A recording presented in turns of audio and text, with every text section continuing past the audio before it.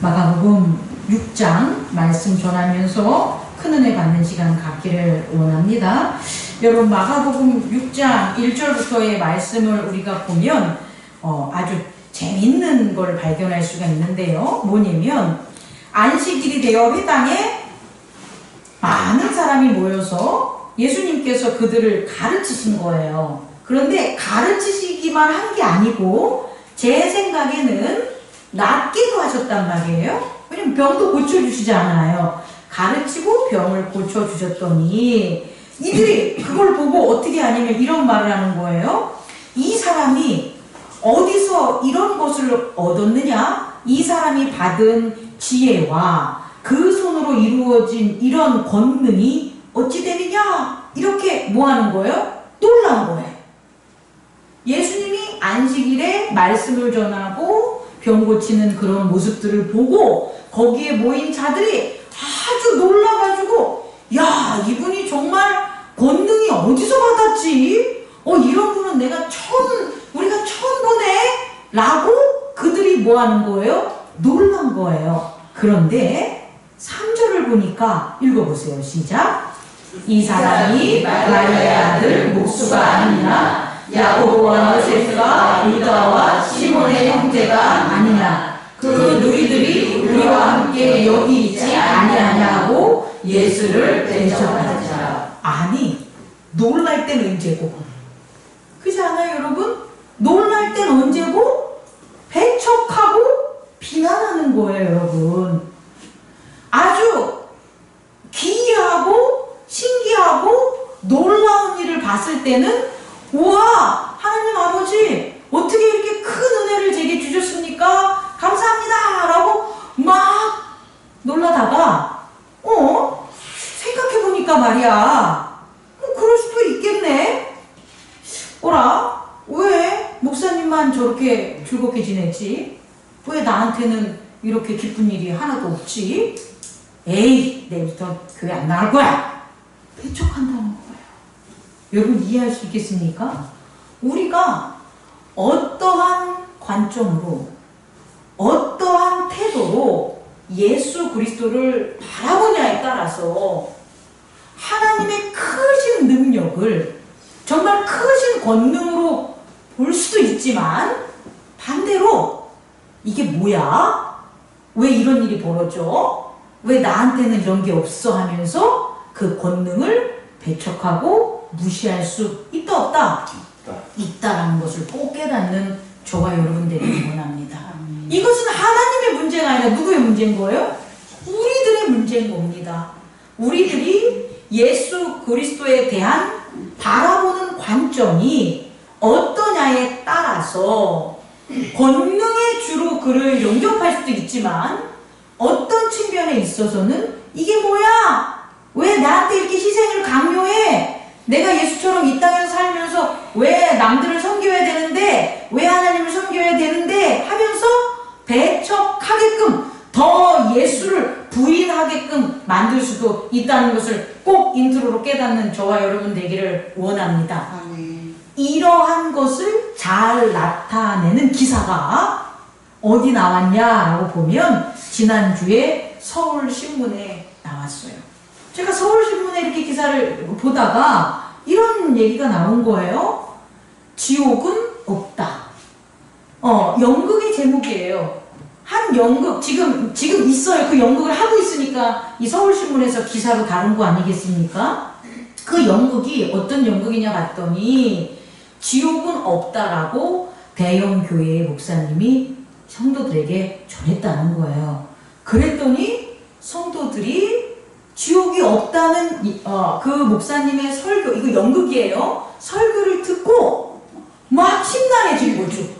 그동안 여태까지 그들이 알고 있었던 지옥이 없다고 하니까. 그래서 그 대형 교회의 부목사님이, 아니 목사님 지옥이 왜 없습니까? 그래서 또 지옥이 있다는 거에 대한 그 설교를 부목사님이 하면서 지옥이 없다는 목사님과 지옥이 있다는 목사님의 그런 대립적인 것들을 뭐로 다루냐? 연극으로 했다는 거예요.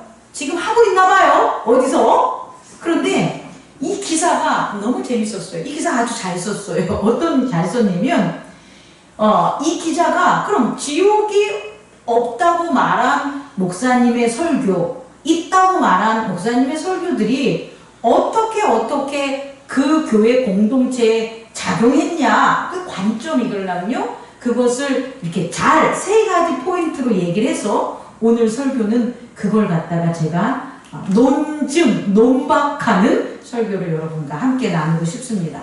첫 번째, 왜 지옥이 없다고 그 목사님은 그렇게 얘기했냐는 거예요. 왜 지옥이 없냐 했더니 그분이 지옥이 없다는 것에 대한 관점의 첫 번째가 뭐냐 봤더니 일반적 생각이라는 거예요.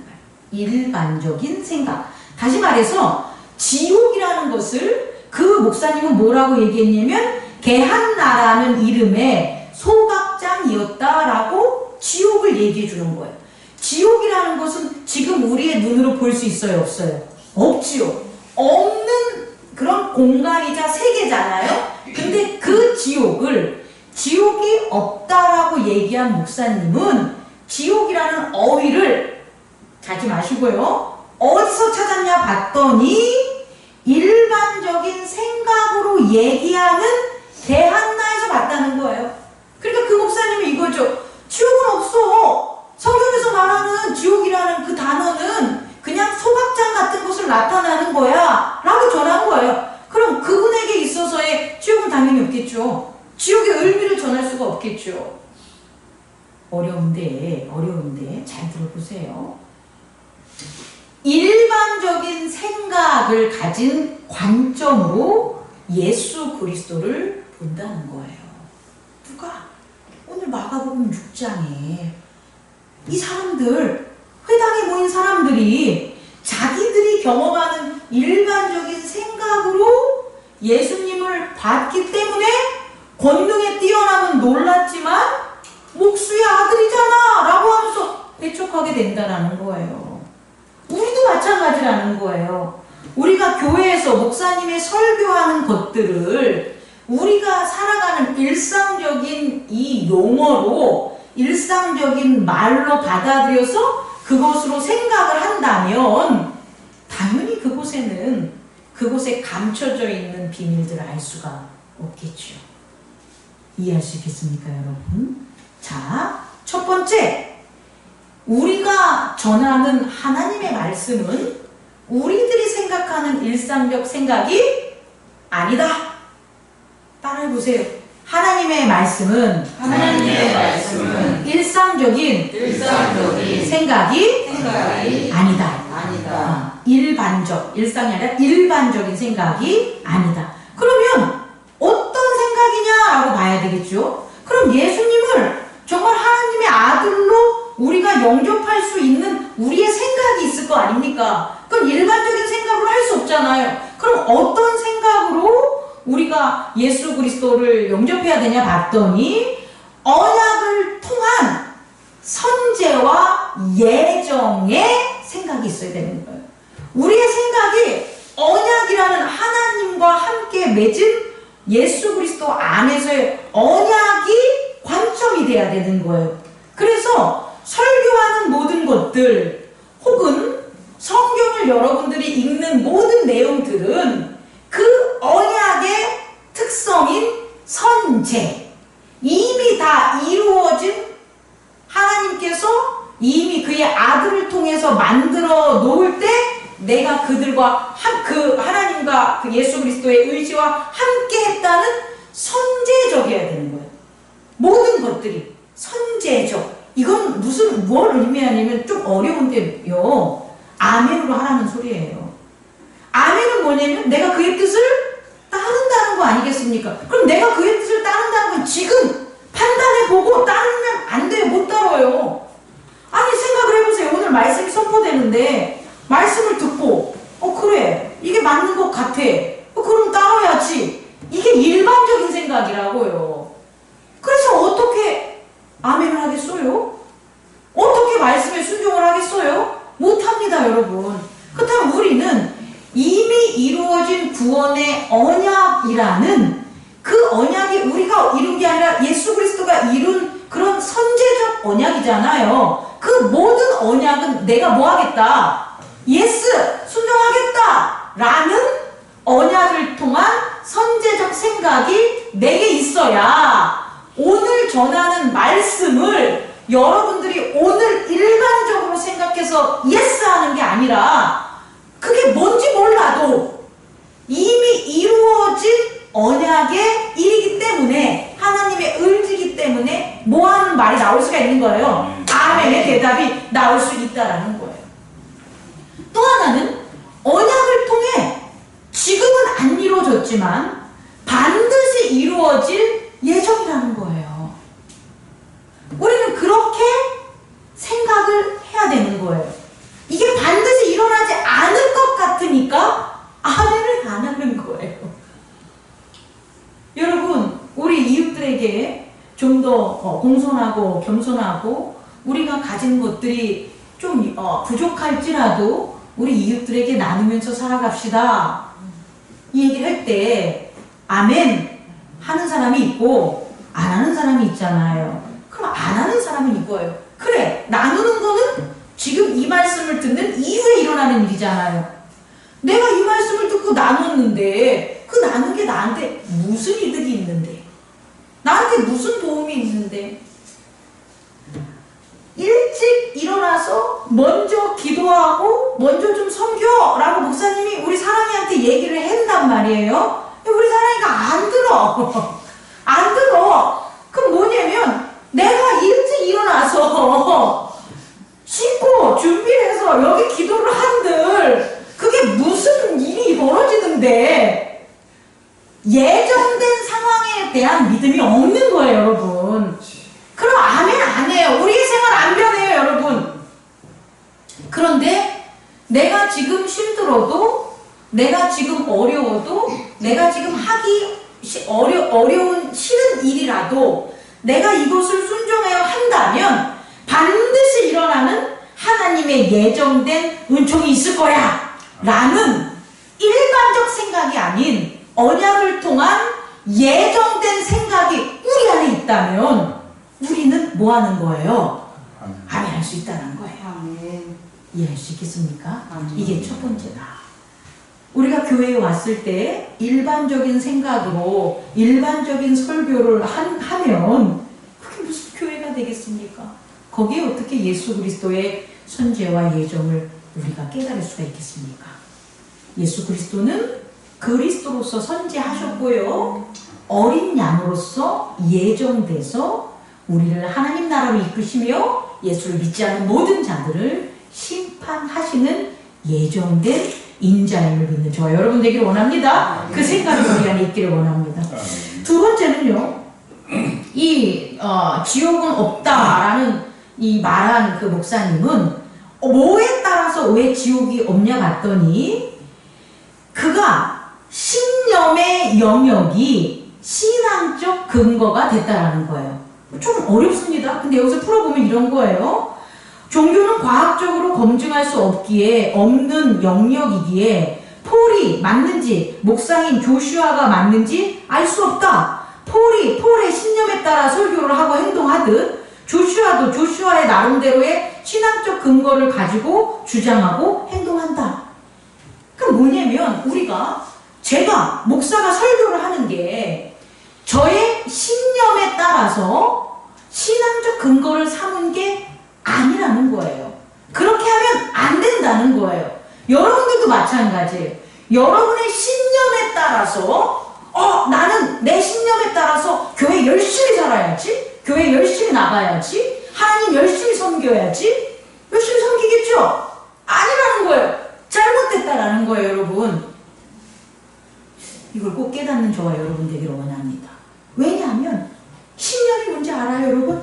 우리 석균 집사님 신념이 뭐예요? 네, 믿을 신, 생각념. 근데 이것을 뜻풀이하면 변하지 않는 굳은 생각. 우리가 신념이라고 생각하는 게 내가 만든, 내가 생각한 변하지 않는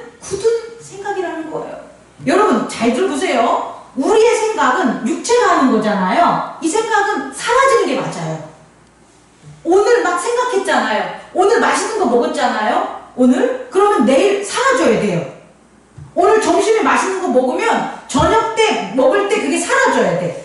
근데 점심 때 먹은 게 그 생각이 사라지지 않으면 저녁 때 먹는 것을 못 느낀다고요. 원래대로 하면 우리의 육체가 하는 생각은 사라지는 게 정상이라고. 사라지고 새로 경험하고 또 새로워지고 또 그게 사라지고 경험하고. 그래서 잠자는 거예요, 여러분. 왜 잠자냐면 싹 셋업해버리는 거예요. 그래야만 생각에 상념에 묶여있던 것들이 자유로워져서 정상적인 반응을 일으키는 거예요. 자고 일어나서 오늘 아침에 일어나는 새로운 그런 감각에 반응을 해야지 내가 정상적인 몸인데 어제 것이 사라지지 않아서 오늘 반응을 못하는 거예요. 그럼 그게 잘못된 거죠. 그죠? 그런데 어떤 일이 벌어지냐? 이 생각들을 신념화시키면 그게 걱정이든 근심이든 그게 다 신념화되면 사라져요, 안 사라져요? 안 사라져요. 그래서 이 신념은 뭐냐면 육체가 경험한 생각이 마음에 저장하는 걸 신념이라고 해요. 네. 아니 목사님이 좀 실수할 수 있지 않습니까? 당신들은 실수 안 합니까? 우리 모두 실수하잖아요. 아빠도 실수하고 엄마도 실수하고 남편도 실수하고 아내도 실수하면 미안해. 다음부터는 안 그럴게. 아니 내가 좀 부족했어. 그럼 잊어줘야지. 그렇지 않습니까? 근데 어디다가 집어넣어요 그거를? 마음의 신념으로. 쟤는 진짜 나를 무시해. 쟤는 정말 나랑은 못 살아. 나는 쟤랑 너무 안 맞아. 쟤는 정말 못돼 먹었어. 이런 게 어디에다 저장하는 거예요? 마음에 이 신념화되는 거예요. 원래 마음에 그런 것들이 있으면 안 됩니다. 마음엔 마음의 작용이 있어야 되는데 생각했던 육체적인 것들, 그 잊어야 되는 것들을 마음에 변함없이 굳게 새겨놓은 게 바로 뭐가 된다? 신념. 이걸로 신앙적 근거를 따지는 거예요. 아, 내가 어렸을 때 이런 경험을 했어. 내 경험이야. 근데 그걸 경험이니까 사라져야 되겠냐요? 근데 그 경험이 변하지 않는 굳은 생각이 돼서 내 마음에 저장해 놓은 거예요. 그래서 이 한 목사는, 폴이라는 목사는 나는 확실해. 나는 이런 경험을 했어. 그래서 나는 이렇게 될 거라고 믿어. 그걸 신앙적 근거로 제시하는 거예요. 그럼 또 다른 사람은 다른 신념을 가질 거 아닙니까? 다른 경험을 신념화시킨 거 있을 거 아니에요? 그럼 동일한 하나님의 나라의 공동체인데 서로 다른 신앙적 근거가 작용하는 거예요. 세 번째, 여러분, 이들이 그랬다고요. 누가? 마가복음 6장에 회당에 모인 예수님을 바라본 자들이 그들이 가진 게 신앙적 근거가 뭐냐? 예수님을 따라야 되고 하나님의 아들임을 믿어야 되는 신앙적 근거가 언약이 아니라 뭐가 된 거예요? 그들이 경험한 신념이었다는 것을 깨닫는 저와 여러분 되기를 원합니다. 그래서 어떻게 하는 겁니까? 그 신념 때문에 예수를 배척하는 거죠. 그럼 우리는 무엇이 신앙적 근거가 되어야 될까요? 우리의 신앙적 근거는 뭘까요? 따라해보세요. 믿음과 신념은 다른 겁니다. 신념은 생각이 마음에 고착화된 것이 신념이라면 믿음은 영접하는 거예요. 종교적인 우리 기독교에서의 믿음은 생각으로 하는 게 아니라 그 대상을 뭐 하는 거예요? 내 마음에 영접하는 거예요. 그러니까 그 대상이 예수 그리스도가, 내가 예수님을 믿어! 그럼 예수 그리스도가 어디 있는 거예요? 내 마음에 들어온 거예요. 그럼 내 마음에 신념이 있는 게 아니라 누가 계신 거예요? 예수 그리스도가 계신 거라고요, 여러분. 우리의 신앙적 근거는 우리의 신념이 아니라 무엇이 돼야 된다? 우리 안에 계신 예수 그리스도. 예수 그리스도가 우리의 신앙적 근거가 되기를 원합니다. 아멘. 세 번째, 세 번째는 이들이 어떤 것 때문에 그랬냐 봤더니요, 이런 문제가 있는 거예요. 여기 이렇게 나옵니다.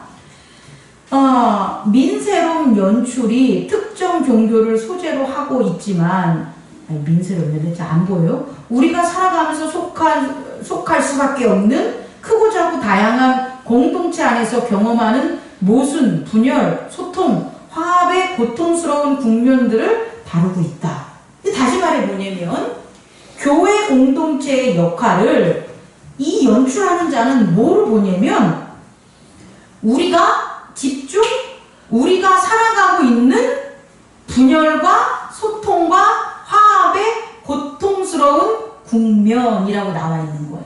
이게 어려운 얘기가 아니라 교회 공동체의 이슈를 이런 걸로 다루는 거예요. 나 오늘 사업이 망해버렸어. 나 어떻게 살아가야 될지 모르겠어. 이게 일상적으로 경험하는 고통이잖아요.